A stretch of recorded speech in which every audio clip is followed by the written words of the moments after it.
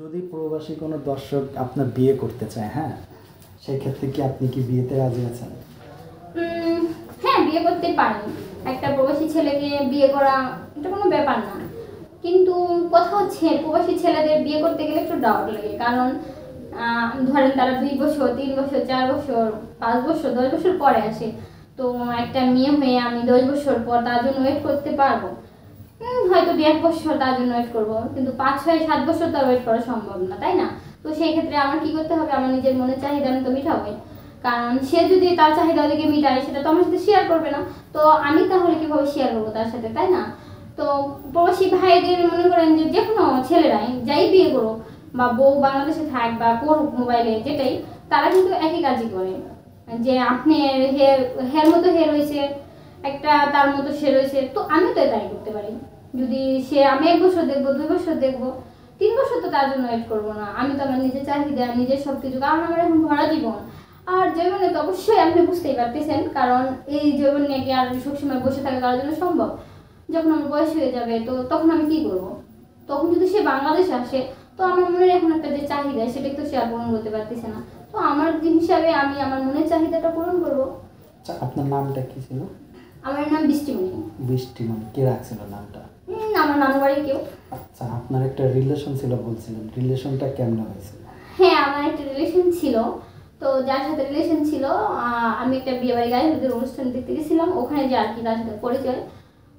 পরিচয় হলে কি হবে? পরিচয় করার পরে তারপর রিলেশনের মাঝখানে জড়াই গেছি। জড়াই যাওয়ার পরে মাঝে শুনলাম সে একটা না, দুটো না, 3টে না, 4-4টা বিয়ে করছে। তো তারপরে আমি তাকে ব্রেকআপ করে দিয়েছি। আপনি হ্যাঁ, গার্লফ্রেন্ড হিসেবে তার কত নাম্বার ছিল? গার্লফ্রেন্ড হিসাবে আমি তার 6 নাম্বার ছিলাম। বউ হিসাবে তো নাই, কারণ আমি তো তার বিবাহিত বউ না। তো তার বউ হিসাবে শুনলাম যে তার 4টা বিয়ে করেছিল, আর গার্লফ্রেন্ডের হিসাব ছাড়া। ঠিক আছে, তো আমি যে কয় নাম্বার সিরিয়ালে ছিলাম তাও জানি না। আচ্ছা, আপনার যে প্রথম, হ্যাঁ, একটা প্রত্যেকের থাকে না যে জি জি জি। আপনার সাথে প্রথম যখন মানে করেন আপনার নদীতে সে ডুব দিই, তখন আপনার অনুভূতিটা কেমন ছিল? তো তখন আমার খুব ভালো লাগছিল, কারণ আমি একটা অবিবাহিত মেয়ে ছিলাম। তো তখন খুব মজা লাগছে, ভালো লাগছে, মানে এনজয় করতে মনে চাইছে, কাছে ইউজ করতে মনে চাইছে। কিন্তু পরে যখন বুঝতে পারি যে আসলে সে আমার উপযুক্ত না, তো তারপর তার কাছ থেকে আমি সরে গেছি। আর যাকে এখন আমি ভালোবাসি বা তার সাথে সময় কাটাইতেছি, এনজয় করতেছি, সে আমার খুব একটা এক্সপার্ট। এক্সপার্ট। আর নিজেকে কি বলবো, ঠিক আছে, আমরা দুইজন খুব মনের মতো করে রোমান্স করতে পারি, আর মনের মতো চলাফেরাও করতে পারি। আর সেটা বোঝাই যায়, কারণ এখন আমার এই বয়সে তো আমি অবশ্যই উড়ন্ত পাখির মতো সবার সাথে তো এনজয় করতেই পারি, স্বাভাবিক। তো যাকে ভালোবাসি তার সাথে তো এনজয় করবোই। আচ্ছা, সে ঠিক কত সময় আপনার ফিল্ডে খেলে? যতক্ষণ আমার মনে চাহিদা না মিটে, বা তার মনের একটা চাহিদা না মিটে, এরকম করে ধরেন দুজন দুজনের সাথে ঘন্টায় সময় কাটাই। আচ্ছা, আর এখন বিষয়টা হলো কি যে অনেকেই সময় কাটায় একরকম ভাবে, হ্যাঁ।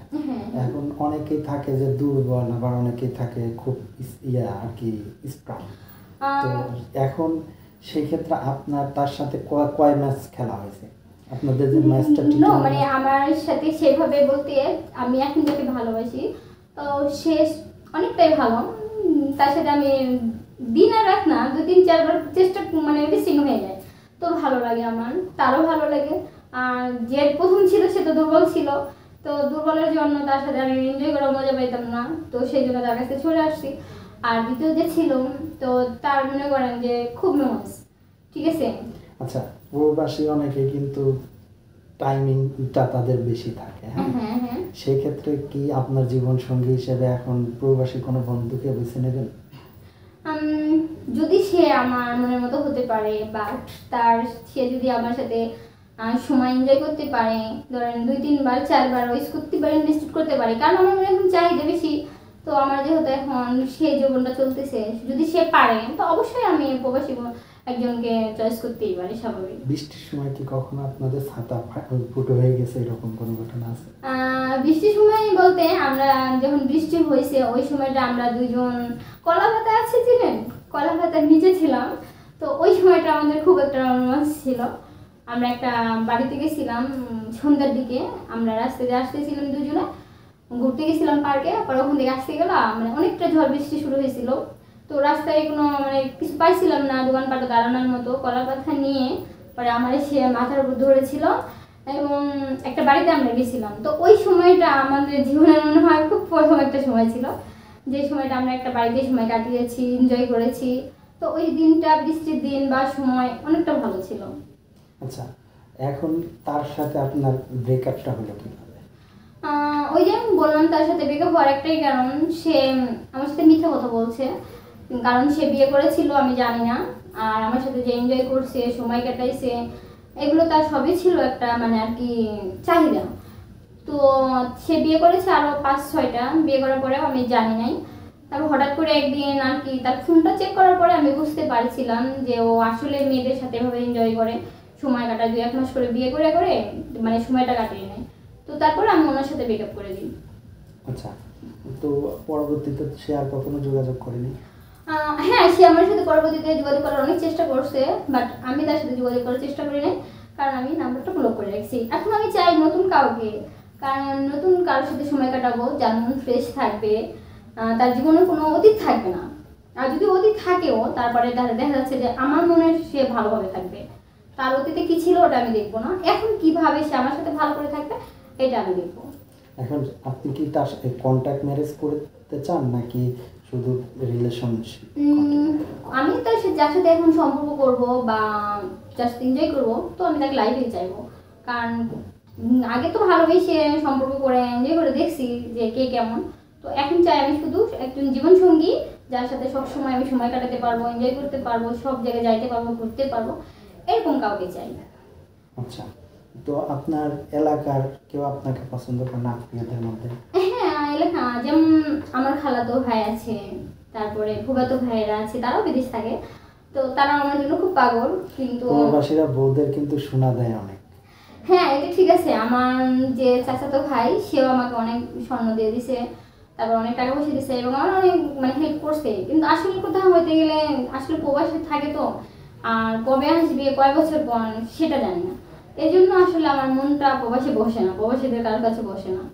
মানে গাছে ফল পাইকে গেছে কিন্তু রস খাওয়ার কেউ নেই। এইটাই যার জন্য আমি এখন নতুন কাউকে খুঁজতেছি যে সে আমার মনটা বুঝবে, এনজয় করব, তার সাথে জীবন সঙ্গী করবো, লাইফে চলাফেরা করব, বাট এটাই।